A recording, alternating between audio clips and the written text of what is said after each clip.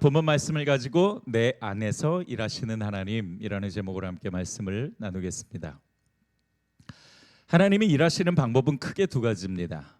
하나는 직접 일하실 때가 있고요. 그 다음에 두 번째로는 사람을 통해 일하실 때가 있습니다. 자, 예를 들어서 출애굽기 14장 13절로부터 14절 보면 모세가 백성에게 이르되 너희는 두려워하지 말고 가만히 있어서 여호와께서 오늘 너희를 위하여 행하시는 구원을 보라. 너희가 오늘 본 애굽 사람을 영원히 다시 보지 아니하리라.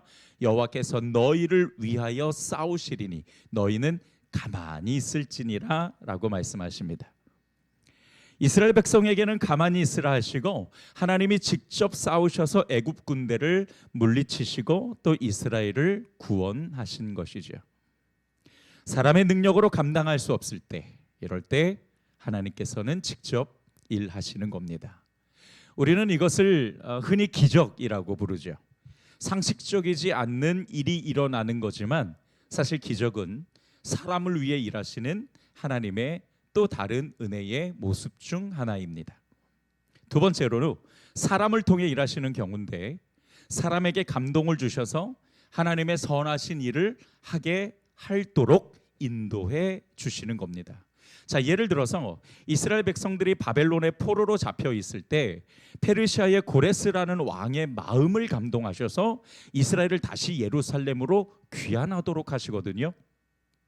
하나님이 그 고레스 왕의 마음을 움직이신 건데, 물론 고레스의 마음을 움직이실 때는요 로봇처럼 그로 하여금 사고를 정지하게 만들고 조종하신 것이 아니라 그가 제국을 통치할 때 관용 정책을 펼쳐서 정복한 지역의 종교와 문화를 억압하지 않고 오히려 보호하도록 하는 보호 정책을 쓰게 하신 겁니다.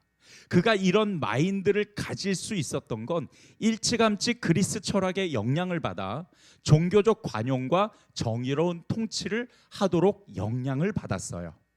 그러니까 하나님이 이 고레스 왕의 주변에 그런 사람들을, 관용의 정치를 펼칠 수 있도록 영향을 줄 수 있는 사람들을 만나게 하셔서 그의 정치 철학을 형성하게 하시고 이스라엘이 예루살렘으로 흔쾌히 귀국할 수 있도록 하신 것이죠.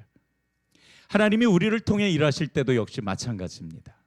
우리의 마음을 그냥 사고를 멈추게 하셔서 로봇처럼 조종하시는 게 아니라 여러 사람과 환경과 또는 우리의 삶에 경험하는 사건을 통해서 우리를 하나님의 사람으로 만들어 가시고 또 조성하신 후에 나의 전인격을 사용하셔서 일하신다라는 거죠.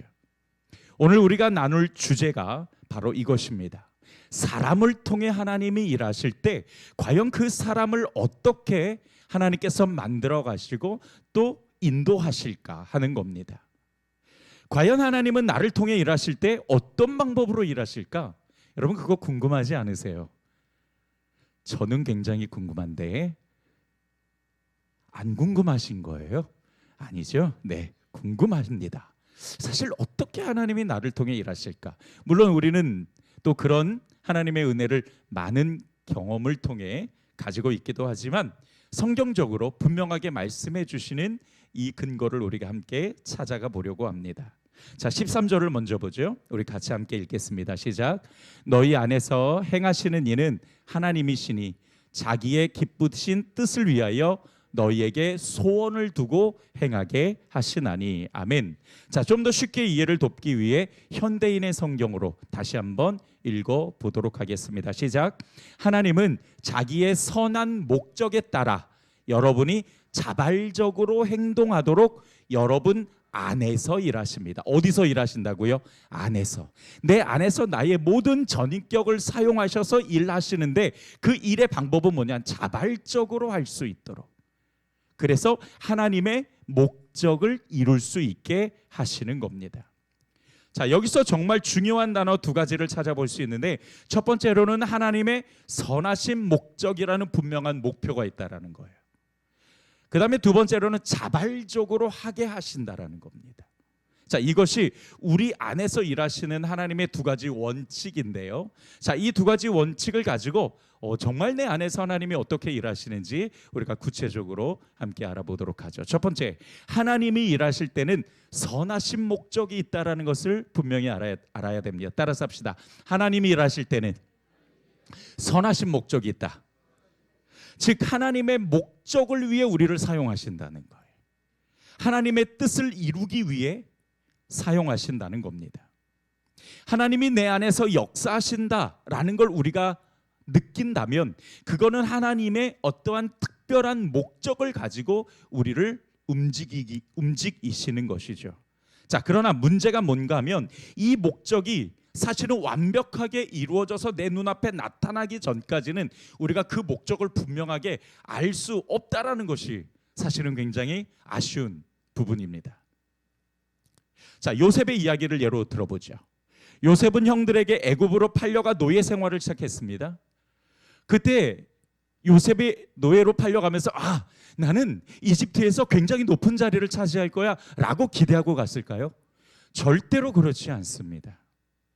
당시 노예는 짐승보다 못한 끔찍한 삶을 살아야 했죠.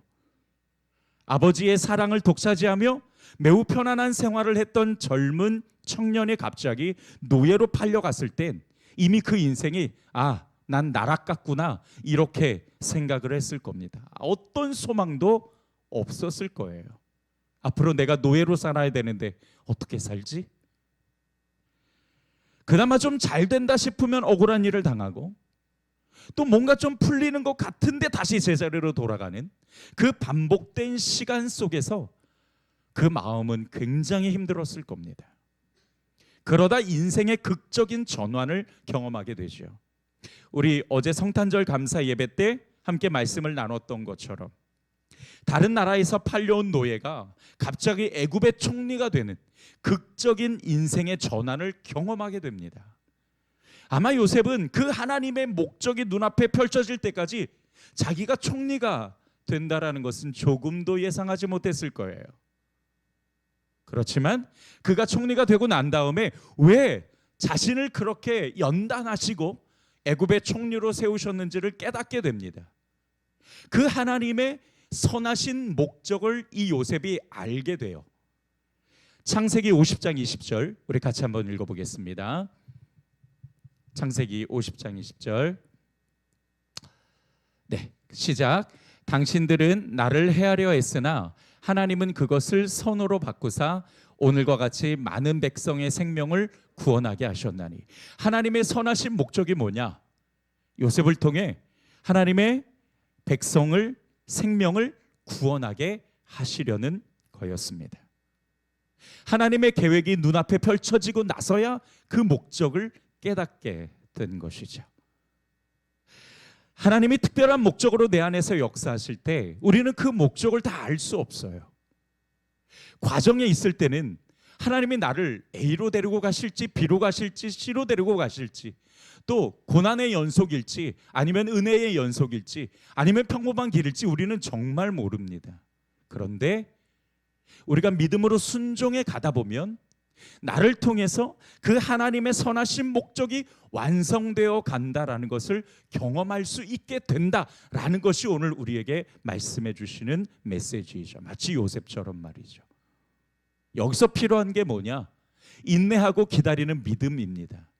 내가 어떻게 만들어질지 결과는 잘 몰라도 하나님이 나를 통해 일하실 때 어떤 선한 목적이 있는지는 나는 잘 몰라도 그냥 내게 주어진 그 하루하루의 삶을 신뢰하면서 최선을 다해서 살아내는 것이죠. 그러다 보면 어느덧 하나님의 선하신 목적이 내 눈앞에 완성돼서 짜잔하고 나타나 있게 된다는 것입니다. 우리 성도들이 많이 실수하는 부분이 바로 여기입니다. 하나님은 특별한 목적을 가지고 나를 인도하시고 나를 만들어 가시려는 계획이 있는데 내가 너무 믿음이 없다 보니까 불안해하다가 그 순종을 놓쳐버리는 것이죠. 우리 인생의 주인은 하나님이시고 그분은 나를 선한 길로 인도하신다라는 믿음, 바로 그 믿음이 있다면 하나님이 정하신 때에 하나님의 목적이 내 눈앞에 펼쳐지는 은혜가 있을 줄 주님의 이름으로 축복합니다. 그러니까 믿음은요, 그럴 때 사용하는 거예요. 내가 생각하는 것과 다른 길을 내가 가야 되네. 내 인생은 이럴 것 같지 않았는데 내 20대는, 내 30대는, 내 40대는, 내 50대는, 내 60대는, 내 60대, 내 70대는 이럴 것 같지 않았는데 라고 생각할지언정 우리가 그 길을 하루하루 순종으로 가다 보면 그 순종으로 가기 위해서 나의 믿음을 사용해야 하는 것이죠. 그런데 한 가지요, 오늘 본문에 그냥 하나님의 목적 이렇게 말씀을 안 하시고 하나님의 선하신 목적이라고 말씀하고 있어요. 자, 이게 또 우리에게 굉장히 중요한 의미를 담고 있거든요. 그 이유는 하나님이 사람을 사용하실 때는 악한 목적으로 사용하지 않으신다라는 뜻입니다. 자, 여러분, 하나님이 가룟 유다를 태어나게 하실 때 예수님을 팔아먹는 역할로 태어나게 하셨을까요? 가끔 그렇게 말하는 사람도 있던데 절대로 그렇지 않습니다.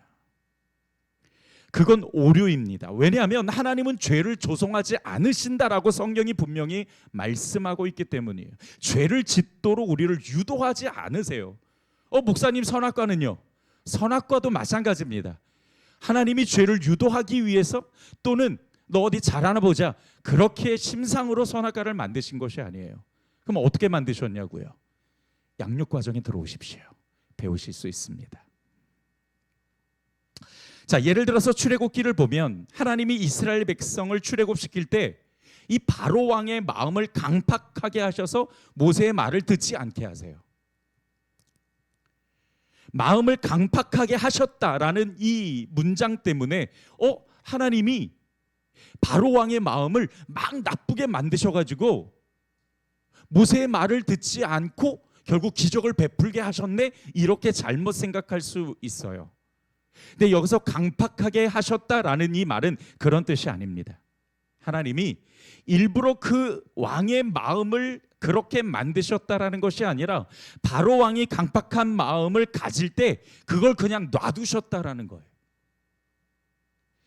하나님께서 사람을 그냥 놔두실 때가 가장 비참한 인생을 살게 돼요. 하나님께서 사람을 그냥 놔두시고 침묵하실 때, 간섭하지 않으실 때, 그때 인생이 가장 사실은 암흑길을 걷게 됩니다. 그래서 여러분, 우리의 삶에 하나님의 음성을 찾고 그의 뜻과 목적을 찾는 건 굉장히 중요한 거예요. 그게 되지 않으면 결국 우리의 영과 우리의 삶은 어쩔 수 없이 방황의 길로 걸어가게 되거든요. 그러니까 바로 왕도 마찬가지입니다. 하나님께서 그 마음을 바꾸실 수도 있지만 그냥 놔두셨던 거예요. 하나님은 악한 걸 선한 것으로 바꾸시기는 해도 선한 걸 악한 것으로 바꾸시지는 않아요. 하나님이 애굽 왕의 마음을 그냥 놔두신 건 애굽을 멸망시키려고 하신 게 아니라 하나님이 계획하신 10가지 재앙을 다 보여주셔서 이집트 사람이나 이스라엘 사람이나 하나님이 어떤 분인지를 깨닫게 하시려고, 그래서 그의 마음을 그냥 놔두셨던 겁니다. 그건 결과적으로 하나님을 드러내시려는 선하신 목적이었기 때문에 그건 악한 게 아니죠. 하나님은 하나님의 선하신 목적을 위해서 내 안에서 일하십니다. 즉, 내 안에서 일하시는 이유가 하나님의 선하신 목적을 이루기 위함이죠. 하나님이 내 안에서 일하시는 것은 나의 육신의 만족을 채우기 위한 것이 아니다. 전적으로 하나님의 선하신 목적이 있고 우리는 그 목적을 이루기 위해 태어났다라는 것을 여러분 꼭 기억하시고, 그 과정에서 내가 하나님의 목적을 다 깨닫지 못한다 하더라도 여러분의 믿음을 사용하셔서 끝까지 인내하시고 순종하여 하나님의 놀라운 은혜를 경험하는 성도들이 되기를 주님의 이름으로 축복합니다. 두 번째로, 하나님은 자발적으로 행동하게 하십니다. 하나님이 나를 통해서 일하실 때 하나님의 선하신 목적을 이루시기 위해서 내 안에서 어떻게 일하시냐면, 내가 자발적으로, 그러니까 누군가의 강요나 누군가의 계속되어져 있는 권면이 아니라 그냥 내 안에서 너무 기쁘게 내 안에서 자발적으로 일을 하게 하세요. 그래서 오늘 본문에는 소원을 두고 행하게 하신다. 이것을 현대인의 성경에는 자발적으로 행하게 하신다라고 말씀하고 있는데, 이 소원을 둔다라는 것은 어떤 걸 간절히 바라거나 또는 내가 어떤 일에 의지를 끌어내거나 또는 어떤 걸 좋아하거나 기뻐하는 것 등 이런 거를 자발적 혹은 소원을 두고 행하게 하신다라는 뜻입니다. 자, 그러니까 하나님은 내 마음에 소원을 주셔서 하나님의 선하신 목적을 이루도록 자발적으로 행동하게 하신다라는 것이죠. 다시 한번 예를 들면 어떤 걸 간절히 바라게 돼요. 또는 어떤 일을 내가 정말 하나님을 위해서 이걸 너무 하고 싶다. 그런 의지가 강하게 생긴다거나 또는 내가 이 일을 하는 게 너무너무 기뻐. 혹은 그 일을 내가 좋아하게 됐어. 이런 것들을 통해서 내 안에서 자발적으로 일하게 하신다라는 거죠. 그것이 하나님께서 내 안에 일하신다라는 증거들이 됩니다. 이런 증거들이 나타나면 하나님이 나를 사용하시려고 하시는 거구나. 나를 들어서 하나님의 선하신 목적을 이루시려고 하는 것이구나. 하나님의 인도와 섭리가 내 안에 나타나는구나 라고 생각하시면 좋겠죠. 자, 그렇다면 한 가지 궁금한 것이 좀 생겨요. 뭐냐면 만약에 이러한 소원함, 자발적으로 하는 마음이 안 생긴다. 그러면 하나님이 내 안에서 일하시는 게 전혀 없는 걸까요? 내 안에 소원함이 없을 때 하나님은 그러면 나를 사용하시지 않는 건가? 여러분, 우리 그런 생각도 가질 수 있죠. 자, 우리가 꼭 기억해야 될 것은요, 오늘 본문 말씀에 우리에게 소원을 주셔서 자발적으로 행하게 하시는 이 하나님의 일하시는 방법은 유일한 방법이 아닙니다. 다시 말하면 이렇게만 일하시는 것은 아니라는 거예요. 이렇게 하시는 경우도 있다라고 말씀하시는 거지, 이게 하나님의 일하시는 전부는 아니라는 겁니다. 자, 그런데 하나님이 소원함을 주시지 않을 때, 이게 꽤 오래된 것 같은데 내 신앙에 내가 어떤 일을 할 때 내 눈에만 보이거나 또는 내가 어떤 일을 기뻐하게 되거나 즐거워하게 되는 게 난 한동안 없었던 것 같은데 라고 생각하시는 분도 계시죠. 자, 그럴 때는 두 가지로 생각할 수 있어요. 첫 번째 경우는 뭐냐면 하나님은 내 안에서 일하시고자 역사하시는데 내가 거절하는 경우가 있습니다.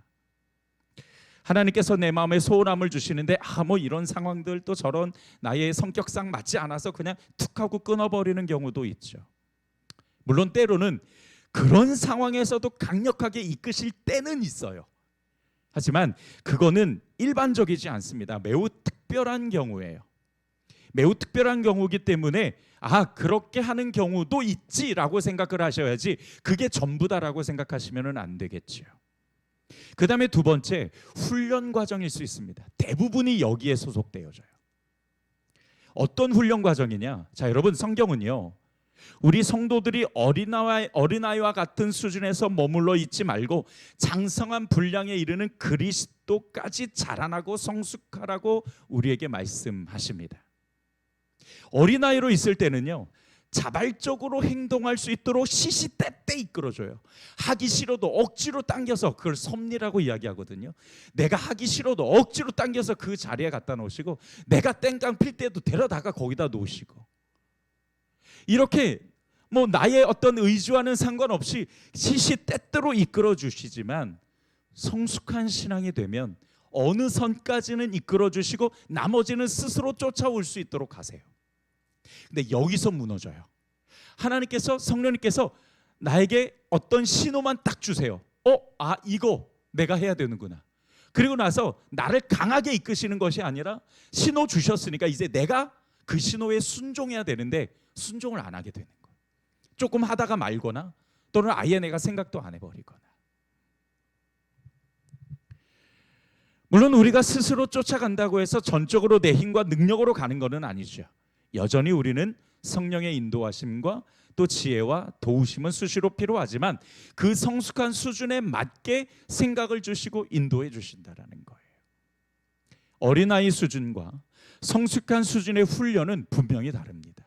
신호도 다르고 성령의 감동도 다르고 인도하심도 달라요.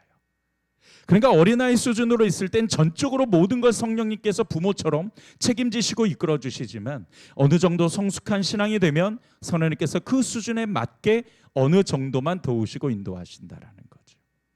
여러분, 성경에서 어린아이는 딱딱한 음식을 먹을 수 없다고 말씀하세요. 그렇기 때문에 일일이 다 도와주셔야 되는 거죠. 그러나 딱딱한 음식을 먹을 수 있는 수준이 되면은 성령님께서 돌보아 주시는 수준도 역시 달라지게 됩니다. 강하게 소원함을 주셔서 일하실 때도 있어요. 반면에 내가 해야 될 일과 의무를 분명하게 알고 있을 땐 그 생각을 다시 일으키셔서 나로 하여금 하게 하신다라는 거죠. 성령님의 강력하신 섭리만이 하나님의 일하시는 방법은 절대로 아닙니다. 내가 알고 있는, 익히 내가 배웠던 진리 안에서 하나님의 목적을 생각나게 하셔서 나로 하여금 하게 하시는 신호를 주시는 경우도 있다는 것이죠. 그러니까 많은 성도들이 여기서 잘못 오해를 하시더라고요. 무엇보다 그런 경우에는 나의 믿음과 신앙이 단단해지고 자생력을 가질 수 있는 훈련이구나. 지금 나는 어린아이와 같이 일일이 다 섭리를 하시는 게 아니라 딱 신호만 주시고 그리고 그걸 내가 쫓아갈 수 있도록 하나님이 기다리시는구나라고 여러분께서 여러분들의 신앙의 수준을 판단하셔야 된다라는 거예요. 우리는 이런 과정에서 성령님이 강하게 섭리하실 때만 일하시는 거다, 이런 오해가 없도록. 또 어떤 이는 그런 생각도 하세요. 성령님께서 강하게 막 내 마음에 막 감동을 주실 때는, 그럴 때는 뭐 내 마음이 막 불이 일어나고 바뀌는 것 같고 막 이러니까 막 열심히 동기가 있으니까 또 움직이기도 하죠. 그런데 어느 때는 앞서 말씀드렸듯이 이런 어느 정도 수준에 올라가면 성령님이 탁 신호만 주시고 그 다음부터는 안 하시거든요. 근데 그럴 때 내게 신앙이, 내 열정이 지금 줄어들었나? 내 믿음이 지금 많이 좀 떨어졌나? 이렇게 생각하시는 분들도 있더라고요. 제가 온라인 정보를 통해서 안 사실인데요, 좀 오래된 일이지만 1979년 하버드 대학교에서 노인들을 대상으로 일주일 동안 추억여행이라는 심리학 실험을 했습니다. 7, 80대 노인들을 대상으로 대부분 걷는 것도 힘들고 몸을 가누기도 힘든 노인들을 데리고 낡은 수도원에서 실험을 했는데요, 이 실험이라는 것은 매우 단순한 거였습니다. 그냥 일주일 동안 수도원에서 잘 먹고 잘 지내면 되는 거였어요. 자, 그런데 두 가지 규칙이 있어요. 첫 번째로는 20년 전인 1959년, 그러니까 그분들이 1979년에 이제 7, 80대 노인이었으니까 20년 전인 1950년대로 돌아갈 것. 그래서 20년 전의 정치, 20년 전 사회, 20년 전 스포츠 등의 이야기를 현재형으로 이야기하면서 1950년도에 방송했던 텔레비전 프로그램을 계속 시청하는 거예요. 그 다음에 두 번째 규칙은 청소와 설거지, 집안일을 스스로 자발적으로 하는 겁니다. 이분들은 느릿느릿 걸음을 걸으면서 겨우겨우 발걸음을 떼서 청소하고 지팡이에 몸을 기대서 설거지를 했습니다. 서로 도와가며 빨래도 하고 그렇게 힘겹게 집안일을 하기 시작했는데, 하루 이틀 시간이 지나가면서 이분들이 1950년에 발행되었던 잡지를 보고 그때 야구 이야기를 하고 그때 마릴린 먼로 영화를 보면서 점차 그 1950년대에 익숙해져 갔어요. 그렇게 일주일이 지난 후 실험이 모두 끝났습니다. 그런데 놀라운 일이 벌어졌어요. 이 실험에 참가한 8명 노인 모두가 시력과 청력과 기억력과 지능과 악력이 신체 나이 50대 수준으로 향상된 겁니다. 제가 그것을 보면서 무슨 생각을 해야 돼? 사람의 마음이라는 게 뭘 보고 뭘 느끼냐에 따라서 너무 달라질 수 있구나. 하나님이 내 안에서 일하시지 않나? 나는 지금 신앙이 떨어졌나? 믿음이 떨어졌나? 이런 부정적인 생각들로 내가 아무것도 하지 못하도록 묶이게 된다는 거예요. 그런 부정적이고 또는 나로 하여금 도전하지 못하게 만드는 영적 게으름이나 또는 생각들이 나로 하여금 부정적인 것만 보게 하고, 그리고 나로 하여금 안 되는 것만 자꾸 느끼게 해서 정말 그렇게 가게 된다는 거죠. 하지만 그 부정적인 감정을 이겨내고 내 안에 하나님이 여전히 역사하셔. 다만 역사하시는 방법은 옛날처럼 막 성령이 강하게 이끄시는 것이 아니라 나로 하여금 딱 신호를 줘서 내가 자발적으로 행동하도록 내 안에서 일하시는 방법이 바뀌었어 라고 생각하고 우리가 믿음을 사용한다면 하나님의 놀라운 역사가 우리들 가운데 여전히 나타날 줄 믿습니다. 여러분, 세상 사람도요, 이렇게 생각 하나만 바뀌어도 인생이 달라지는데 하나님을 믿는 우리는 더욱 많은 변화를 경험할 수 있지 않겠습니까? 훈련 중이신 분들은 과거에 막연하게 열정적이던 열심이던 때만 기억하지 마십시오. 그 열정이 지금 없다가 아니라 그 열정도 성숙해지는 겁니다. 우리가 처음 사람을 사랑할 때는 뭐 정말 물불 안 가리고 만나고 물불 안 가리고 막 선물 주고 물불 안 가리고 막 너무 보고 싶잖아요. 근데 그것은 단순히 상대방에 대한 호기심에 불과하죠. 그래서 조금 지나면 그 열정이 사라졌다고 해서 사랑이 사라졌다고 생각하는데 그렇지 않아요. 사랑은 인성을 통해서 더 성숙해지고 상대방을 더 존중하고 인정하면서 그 상대방을 가치를 높여주게 되는 겁니다. 그게 진짜 사랑이죠. 그렇게 사랑도 성숙해져 가는 거예요.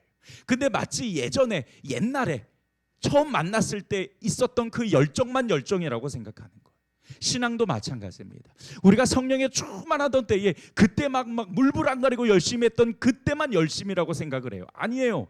그때는 처음이니까 성령님께서 하나하나 다 하시는 거고, 조금 지나고 나면 은기야 이제는 네가 스스로 해야 돼.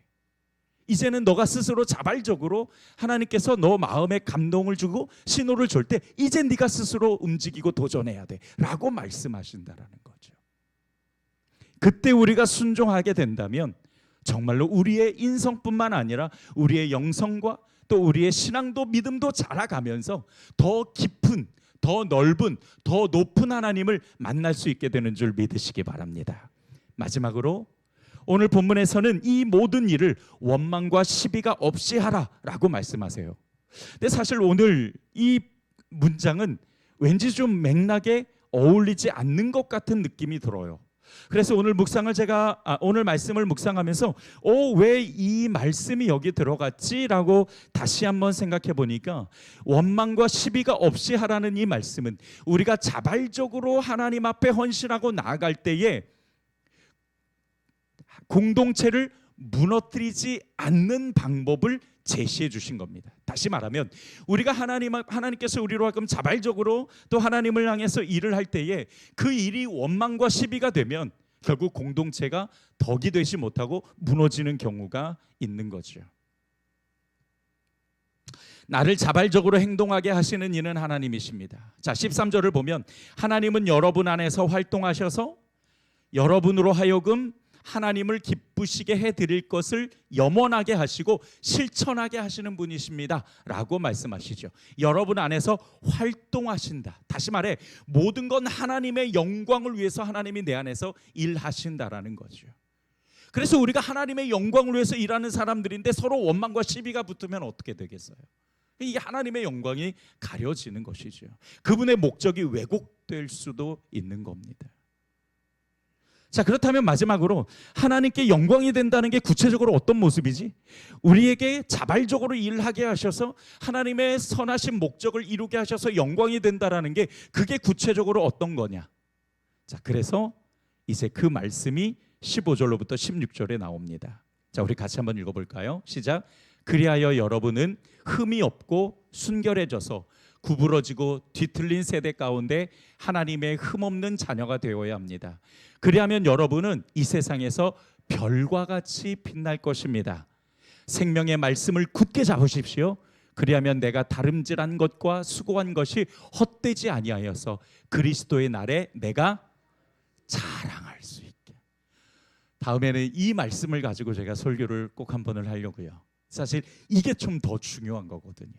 오늘 여러분과 함께 나눴던 거 어떻게 내 안에서 하나님이 어떤 영적 수준에 따라서 일하시는가를 우리가 나눴지만 그 일을 하시고 난 다음에 우리에게 나타나는 결론은 뭐냐? 첫 번째, 하나님의 흠없는 자녀로 살아가게 된다.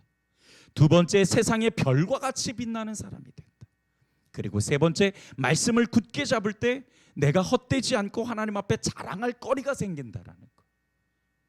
이게 내 안에서 자발적으로 일하게 하셔서 나타나는 영광의 모습들인 겁니다. 말씀을 정리하겠습니다.